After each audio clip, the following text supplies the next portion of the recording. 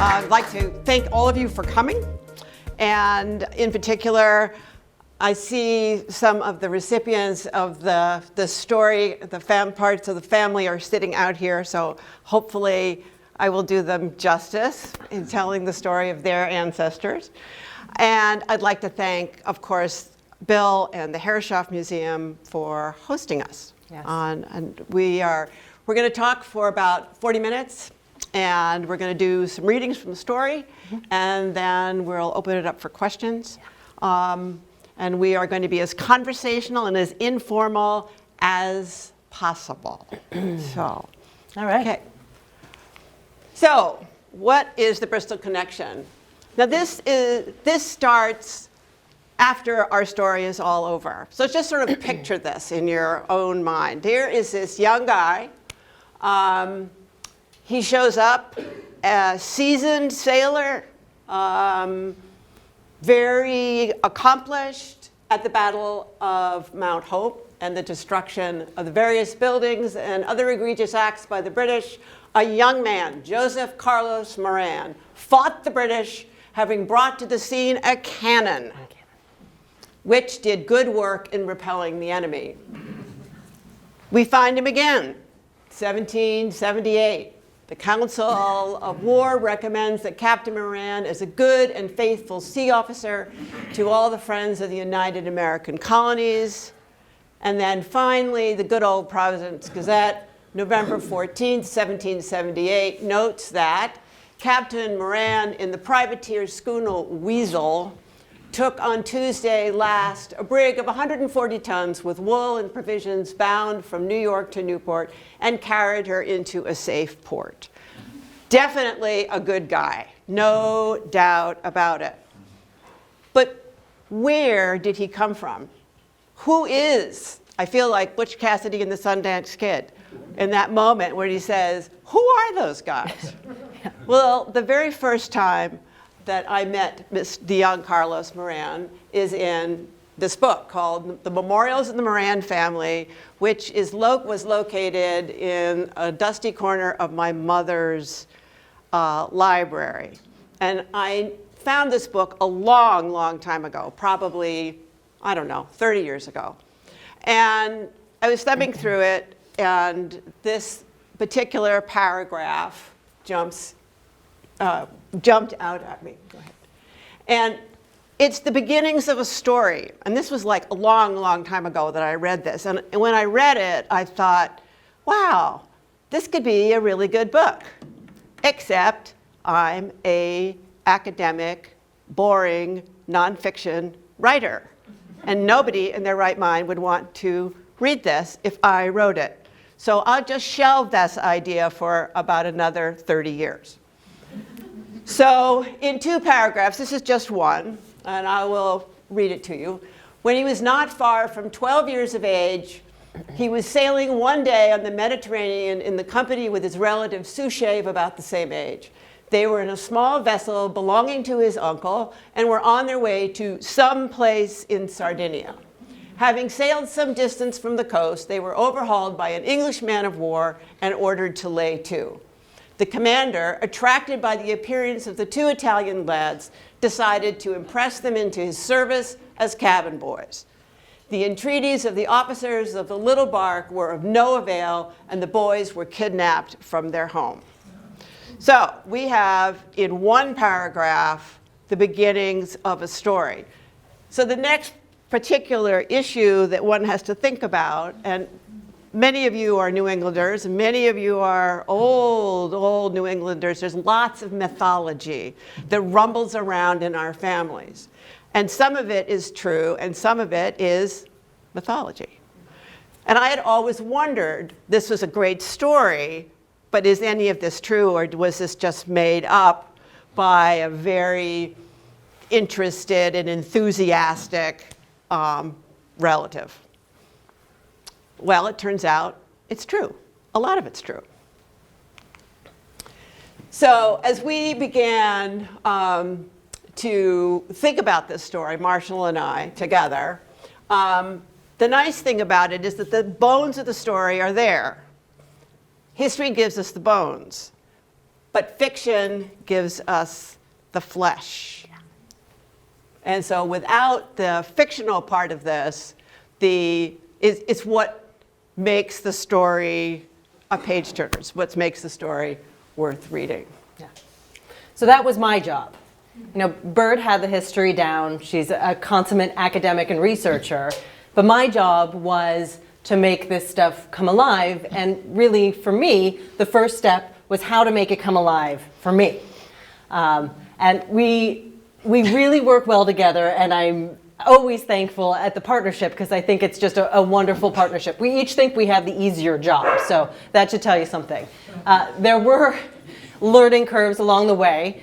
One day I wrote this wonderful chapter and I sent it off to Bird and I thought, oh, she's gonna love this. And I'm walking down Main Street to get some coffee and I get a call and I'm fully expecting her to just be, you know, trumpeting how a genius writing job I've done. And she says to me, I had the boys, they had to get up for a watch. They pulled on their sweaters and they went out on deck and they were going to their watch and send this off to her. And I get the phone call and I say, yeah, Bird, what'd you think? And she said, no sweaters. What are you doing? They can't have sweaters. Sweaters aren't existing. Take out the sweaters. So sometimes once in a while, one of us needs to say, no sweaters. And we kind of get what we're meaning. So for me, in order for the readers to be interested, I needed to be interested. And one of the ways I did this was through the setting. And the thing that kindled me was this place, the Street of Shadows. These boys grew up in Villefranche, which was at times Italian and at times French. And there is an actual street that runs parallel, it's more of a tunnel, runs parallel to the shoreline, and it was used to defend this beautiful harbor from Turks who wanted to take over the harbor. And I was completely entranced with the idea of this dark subterranean tunnel that went along underneath this kind of old town. So I started with that, and we knew we had to get the boys on the bark in that first paragraph, and we thought, well, this town has this awesome underground passage, so might as well have them sneak out and go down there. So that's what 12-year-old boys do. Because that's what they do, at least in our book. So our first reading is going to be a little description for you guys about the Street of Shadows.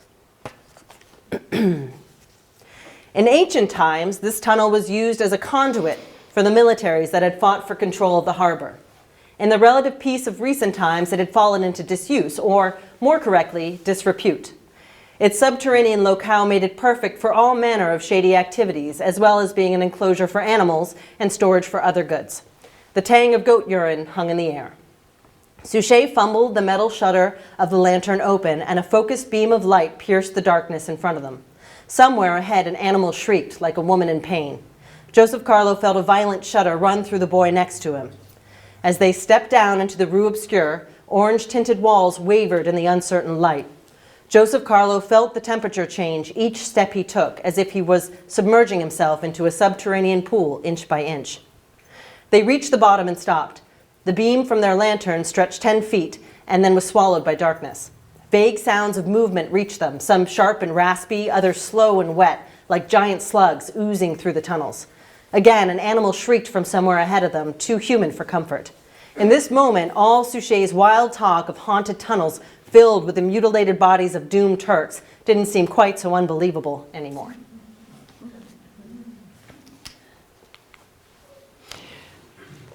In order to get, we were very, very lucky. And I will be forever grateful to the Maritime Museum at Greenwich and to the annoyingly determined level of detail in ship's logs. They're not emotional, but boy, do you learn what goes on. And so we were very fortunate that the boys were on the Deptford, and they were on the Deptford for 2 years. And so when we began to look at this, the truth pins are those places in the narrative where we know things happen, where real people exist, and where we can actually move the story of the boys from their perspective through this 2 years. And unfortunately for them, they had a really pretty horrendous 2 years of time. No spoilers. On the boat. So Admiral George Romney exists. Captain Dudley Diggs was the skipper of the Deptford. William Harrison was on the vessel with the clock. And my all-time favorite, which is Patrick McKellar, who was the engineer at the very end of the story, at the very end of the book. He is the engineer that figured out how to blow up the Castle Morro. Yeah. And he's a very, very cool guy. He's also not someone that the average 12 or 13-year-old is going to come in contact with. So obviously we have Joseph Carlo and Suchet. We have the Deptford shipyard. We have Madeira, Jamaica. We followed the Deptford. We followed her path and her trajectory, and these are the places that she went. She was the vessel for the trial, for the clock. The boys were on the Deptford when she came to Jamaica, and the trial for H4 occurred. She was at the Battle of Havana. She was at the Castle Morro. But then there's some other cool stuff that we learned. Hardtack. We actually made hardtack. And at one point I was going to try to figure out how to put weevils in it. Yeah. So you could whack it and the weevils, the dead bugs would fall out, but that was sort of over the top. No. Body and soul lashings. I had no idea how foul weather gear was originally made. And so we played around with this, including smelling linseed oil and smearing it all over stuff. So we would try to figure out to make the details as authentic as we possibly could. And basically, if it's out there somewhere, you just need to find it. So these next couple of slides are just where it began, to give you sort of a flavor and a sense of in many ways, the enormous task that these two kids, they're 12. That's the thing you have to keep in mind. These kids are 12 years old when this is going on. So we start in Villefranche. We found out about this beautiful harbor. They call, you can see the depth, how it very quickly becomes very deep, which makes it perfect for larger ships to be able to come in. You can see how ideal this would be, and which is why the Turks showed up and tried to take it over. They call it the Canyon. I don't do accents very well, but that was kind of our starting point and how we started to fall in love with the story, or these kind of real details. Okay. And here is obviously the typical model of the Deptford. Thank you, National Maritime Museum. And when you write one of these things, that we found ourselves needing to really understand the story world. And the story world in this case is this ship. Yeah. And what did it look like? Every single detail we had to really wrap our heads around so we could make, again, authenticity and fiction, put the two of them together. For me as the fiction writer, many creative writing workshops will tell you that you need to know your setting so well. You need to know when it's going to rain. You need to know what climate it is. You need to know if it's humid or dry. And for me, it was having to know the ship, because for I would say 7/8 of the story are on this ship. And that meant learning a lot of different sails and a lot of different lines, because it's basically all lines and sails for what I'm concerned. The next little piece we're going to read to you is what it must have felt for the boys sailing, leaving the Mediterranean for the very first time, and sailing into the Deptford naval yard. Because one of the challenges, we're pretty well traveled. We've seen New York City, both of us, other cities, but these two boys have never been out of Villefranche. And what is it like to sail into something like the Deptford shipyard? The farther north they sailed, the grayer the landscape became. Since Gibraltar and the last glimpse of the sea that Joseph Carlo had called home, the weather had declined from fair to foul. The boys kept their oilskins at the ready for every watch. Even the seabirds ratcheted back their forays above the dark as the rain pelting their wings overpowered their hopes for a scrap of food thrown into the air. When the Deptford sighted the shipyard, the boys were completely unprepared for the chaos that awaited them. No matter that they were deeply tanned by their time on the Deptford, could speak English competently, and could scramble up the ratlins in a half a second, they were still 2 young boys from Villefranche. Their small jewel of a harbor was nothing compared to the hustle and bustle of this harbor. As they sailed towards the long piers and many warehouses that made up the watery city of the Deptford Naval Yard, all they saw were masts from one end to the other, ship after ship tethered to the docks, with men scrambling around them, unloading and loading, mending, repairing, and refitting. The spire of St. Nicholas staked its claim in the middle of it all, the dome of the Royal Observatory nearby. Once the Deptford had sailed in as far as she could go, smaller boats towed her through knots of ships to her berth. Some of the dock ships were as large or even larger than the Deptford, and their attendant sloops and boats darted about them like gnats around a herd of elephants. And as they passed through the forest of spars and lines and yards, sailors shouted greetings to the men of the Deptford. Joseph Carlos stood with his eyes wide and mouth agape, the line he was parsing forgotten in his hands.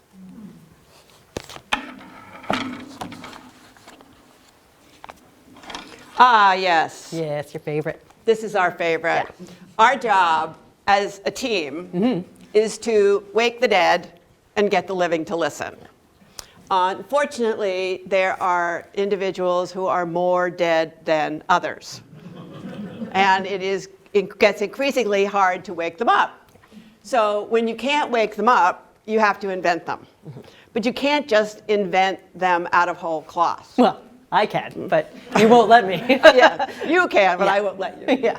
So we needed heroes that didn't exist, but we needed them. Yeah. And Marshall is an absolute master at, with a little help, no sweaters, to invent our hero and our villain. Yeah. So for me, my job, again, was to make this exciting, to make this come alive, the story that had been effectively dead for a while, or at least just on a page. And there's some elements you need in a fiction story. Every story we read has to have that tension. It needs a conflict so that we want to turn the page and make sure these boys are going to get through, whatever it is.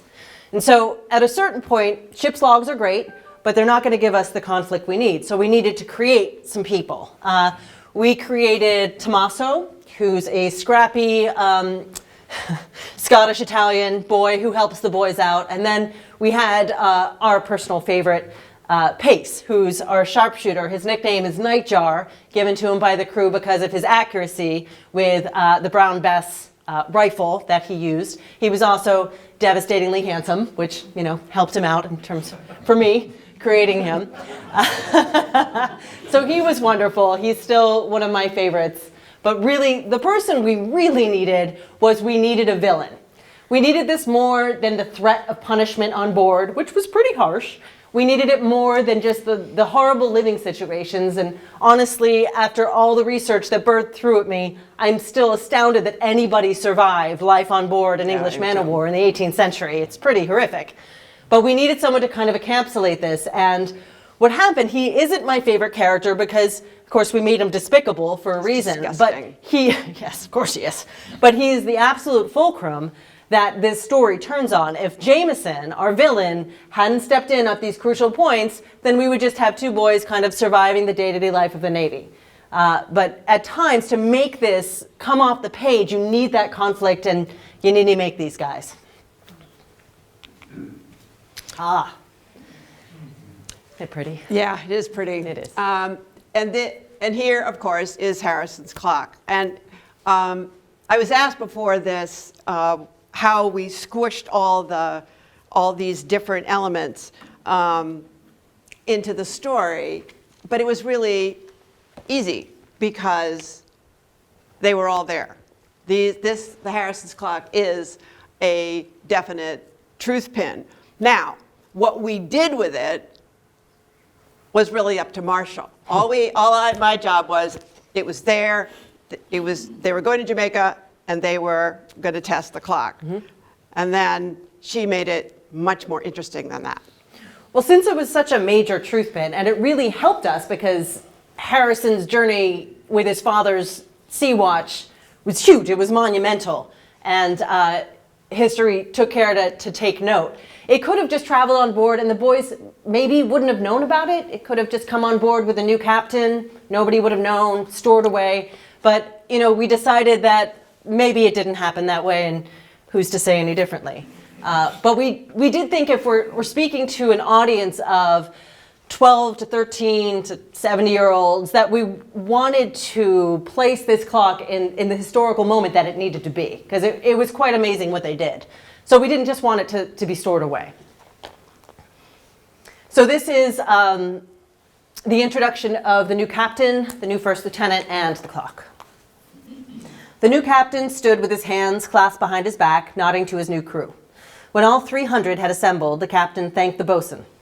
"Crew of the Deptford," he boomed. "I'm Captain Dudley Diggs, your new commander." A murmur ran through the sailors. "This is First Lieutenant J. Seward." A young man with a good amount of gold on his blue jacket stepped forward.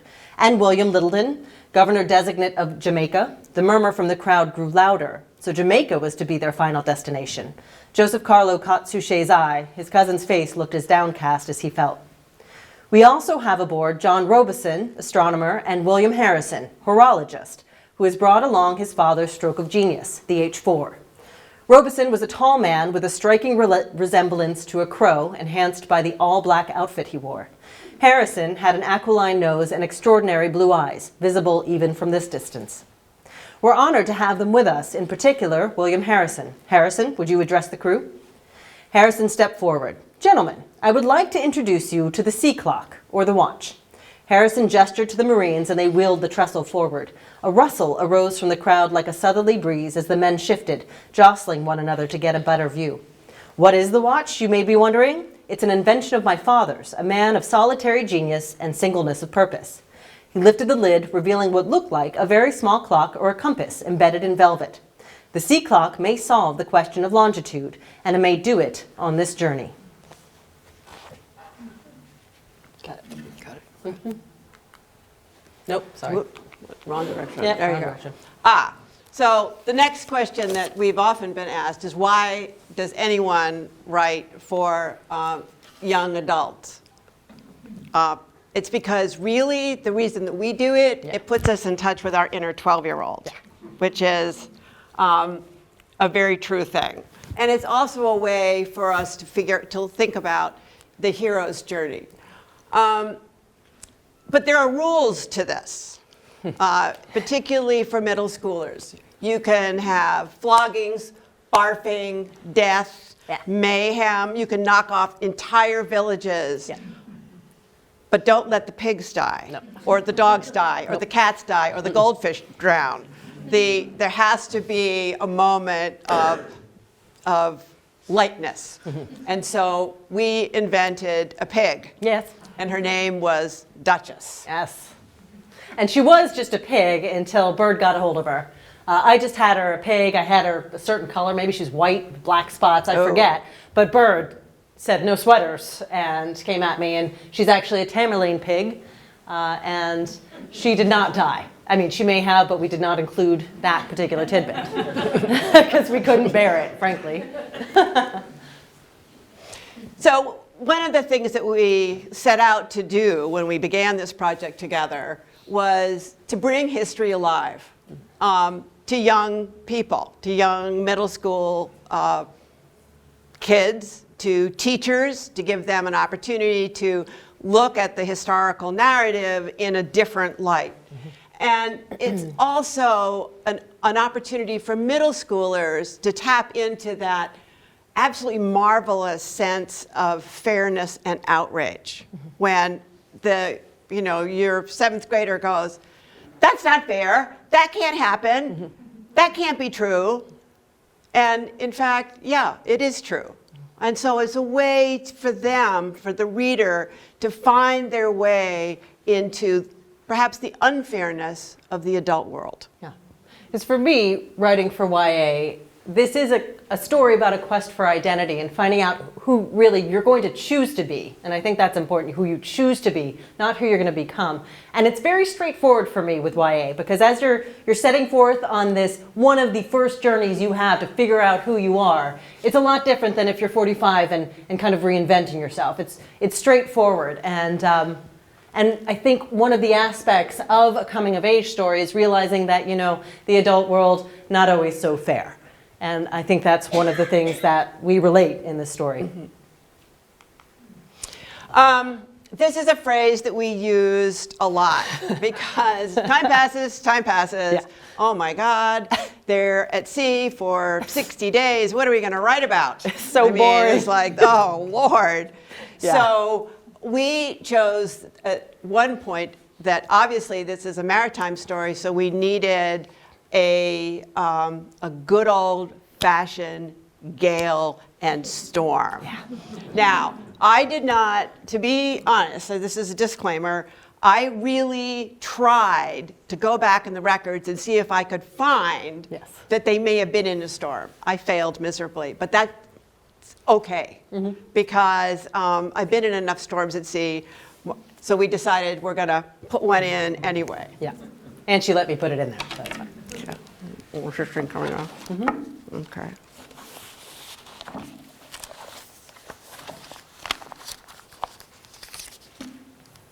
So again, 12-year-old boys, this is probably their first big gale and storm at night. The rain kicked up as day became a blue-gray nightfall. Needle-like raindrops turned Joseph Carlos' fingers into unresponsive sticks. It took him a while to cinch in the neck and wrists of his foul-weather gear. The ship groaned with each gust, a horrible sound that rose to a wooden shriek as the wind bore down on her frame. A high-pitched whistle cut through the wind and rain. On Pace's platform, the big man was waving at him. When Pace saw he'd caught the boy's attention, he pointed to the rope that was anchored around him to the mast and yanked at an over-exaggerated gesture. Pace cupped one hand around his mouth and yelled something instantly lost to the wind. "What?" Joseph Carlos screamed with all his might, the rain pelting his face in what seemed a hostile onslaught of 1,000 tiny daggers. The Deptford climbed the face of a mountain of water 4 times the ship's size. All around them, the angry sea churned under a boiling purple bruise of a sky. It was hard to tell which was which. The ship slammed down into the trough of the wave with the finality of a guillotine blade. And through the sideways rain, Joseph Carlos saw Pace reset his feet into a wide stance and cup his mouth with one hand again. "Check it!" Pace's yell was no match for the screaming wind. Joseph Carlo barely heard him. "Banshees," he thought fearfully. "The wind sounds like banshees." Oh boy. Oh, yeah. And if all of this isn't enough, these 2 kids find themselves leaving Jamaica and winding up at the Battle of Havana. Truth pin. Yeah. And this part was astonishing to research. Yeah. I had no idea about the brutality of the battle itself, how long it went on. I think the British really felt that they were going to bop in, done, go home. And that is not at all what happened. Yep. Yeah. So as I mentioned, the part of my job is to make this stuff real. And, traveled a fair bit. I've sailed, done a lot of stuff, even weathered a sea storm, even though in view of land. But I've never been in a naval battle. So this was new to me, as it was going to be new to the boys. And frankly, it absolutely astonished me. It really did. So this is the description we have of part of the naval battle. Battle was chaos all the time. It was difficult to keep track of the hour as clouds of smoke from the cannons obscured the sun and reduced everything to an acrid, yellowy haze. And still, the attack on the fortress continued. Day and night they fired their shots, rolling out the iron beasts and leveling them to blast at the impenetrable castle walls, then moving off to reload, only to face those walls again. This went on for days and nights and nights and days. Joseph Carlo lost count as he ran from gun deck to magazine to rigging and back again. The rigging was a devilish place to be, shot flying all around, the smell of sweat and blood and gunpowder stinging his eyes. From up there, Joseph Carlo tried to maintain control of some of the sails and thus the Deptford's ability to maneuver the waters below Morro. The other ships of the fleet looked like islands in the yellow atmosphere, and then the reeking breeze enveloped him in another cloud of smoky death, and the sight of the others disappeared. It was worse on the gun deck, a dark, dank corner of hell. The air was filled with sailors' shouts, the groan and shriek of hot metal, and the thunder of shots as they exploded out of the mouths of the guns that were then driven back against their harnesses with ferocious speed. Joseph Carlo clambered up and down the ladder from the magazine to the gun deck, avoiding gun crews working their cannons with bare and soot-stained torsos, the black kerchiefs they tied around their ears to protect their hearing, blending with the smears of soot and gunpowder on their faces so they resembled demons. The stink of it was horrific. It stayed with Joseph Carlo everywhere he went. It slid down his throat and stuck there, coating it with a sour taste of gunpowder, war, and death. Then there was the cannon fire. During the first days, he flinched with each thunder roll of the guns, waiting for the shot to raise the deck, the mast, the rigging, sending razor-sharp splinters shooting through his throat, his belly, his back.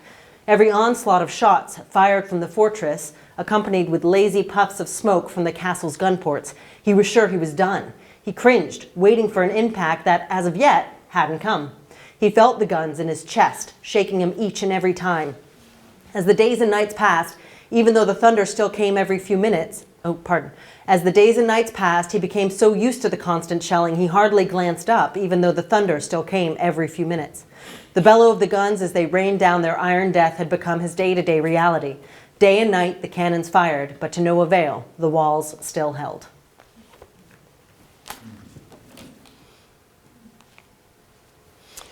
So, good stories have weight.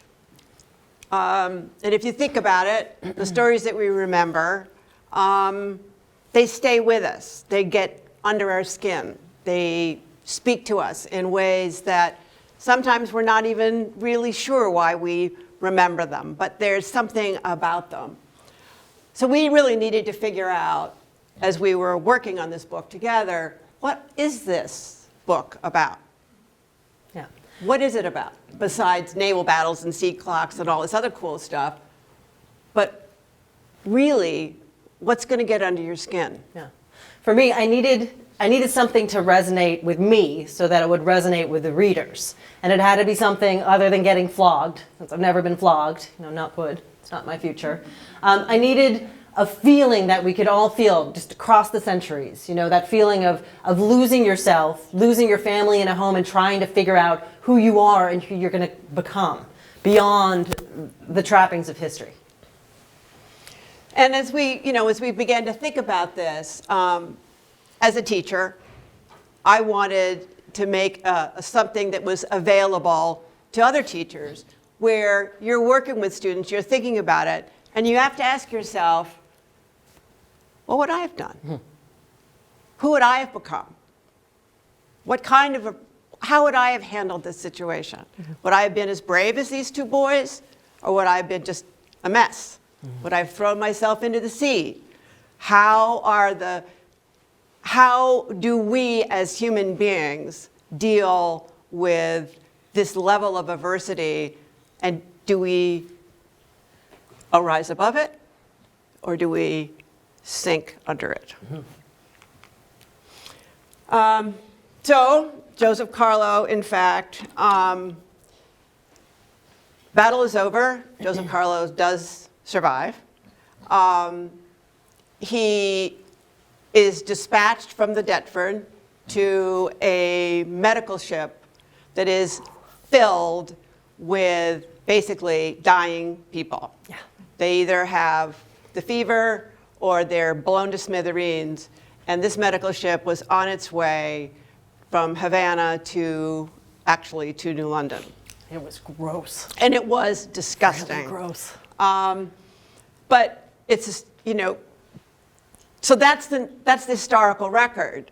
But there must have been a moment when Joseph Carlo left the Deptford. Yeah. And what was that like for him? Joseph Carlo was halfway down the ladder to the small boat that would take him away from the Deptford for the last time when he heard a whistle. He looked up. Pace stood in the foremost cross trees, and when he saw he had Joseph Carlo's attention, he raised his fist to his forehead. Joseph Carlo's breath hitched once in his chest as he raised his own fist in return. Pace smiled sadly, his dimples showing. Joseph Carlo glanced once more at the ship that had been his prison, his classroom, and briefly his home. And then he turned away from the Deptford. I know, now that I hear you read it, it's really us saying goodbye to the Deptford Yeah. as well. So, here we are, all the way back in Bristol. Guy survives this war. He ultimately is married. He's a good guy, really good guy. He's actually buried in Swan Point Cemetery next to his wife. He had, I think, 10 kids.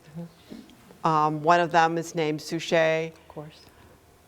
But as we think about that, you know, I think from my standpoint, 25 years ago, I looked at those two paragraphs and thought, yeah, that'd be a damn good story. But it took Marshall, and it took a collaboration to make it work, but also we learned a lot.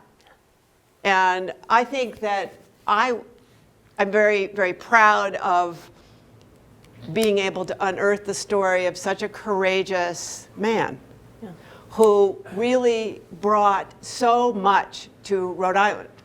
And it's really the quintessential American story. Mm-hmm. It's the quintessential, this is one hell of a way to get to the new country. Mm-hmm. And look what I can do when I'm here. Yeah. Thank you.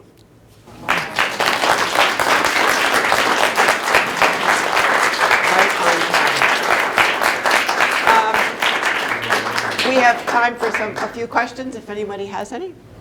I'm just wondering, once you decided that you were going to write this book or do something with this story and the paragraphs, and you collaborated together, how long did it take from start to publication? Good question. Well, that's actually a cool question. It is. It's probably, we actually wrote the book in about a year and a half. Yeah. And we edited it a bazillion times. Yeah. And Yeah. we had two of the most ferocious beta readers who checked every Right back there. single fact and made sure that all of the nautical terminology was perfect. Oh, yeah. And then it took us about 6 months to find a publisher. Yep. And then, you know, time after that for book design. And Yeah, so yeah. we've been at this for a couple of years. I'd say 2 years back to back. Yeah, 2 years back to back. Yeah. What did it feel like when the book ended? Oh, we were wrecked. I mean, relieved. relieved, but we were a wreck. I mean, you really fall in love. I mean, with the characters and the people, and you know, it's kind of like, well, now what am I supposed to be doing? Yeah. You know. For me, it's always really satisfying to write the end. I have a thing with writing the end at a finished project. It felt complete. I felt like we had given the boys the space to walk and talk. Yeah. It felt like they were going to go on and have a life after it, and I also felt really sad to leave them. Yeah. Yeah, Richard. Bird, what are the mechanics of getting a young adult book out there? I mean, Oh, when you God. got this thing done, in Let's this day and see. age of screen ages and, you know, 80, how many letters did we write? 85 You guess. inquiry letters got sent out, and we were lucky. It's really a lot of luck, It is.